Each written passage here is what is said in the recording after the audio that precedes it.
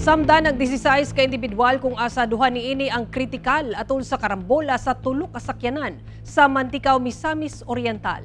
Nakaalerto si James Paulo Yap. Daling girespondihan sa mga personahe sa MDRRMO Mantikao ang usa ka aksidente sa barangay Punta Silom, Mantikao, Misamis Oriental pasado alas 4 sa hapon adlong Martes. Sa video nga kuha ni Charel Cruz, makita ang halos dili na may tsura nga bongo truck nga mibangga sa likod sa usa ka trailer truck. Makita sa bang usa ka puti nga SUV nga mibangga sa likod sa bongo truck. Tungod sa maong insidente, 16 ka mga sakay sa maong bongo truck ang samdan ug duha kanila ang kritikal.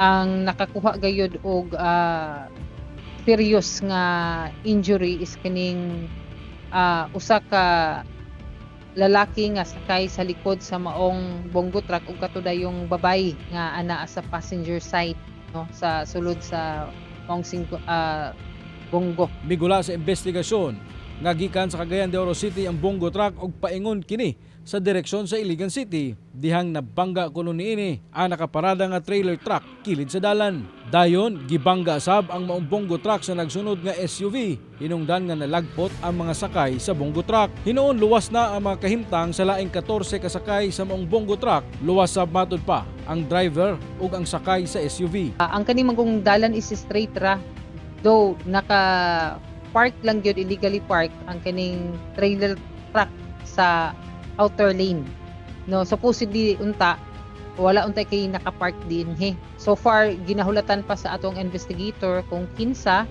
ang mupasaka og kaso. Ginakuhaan pa og pahayag ang driver sa mga nalambigit nga sakyanan. Lakip ang mga biktima. Ako si James Paulo Yap, 1 Mindanao.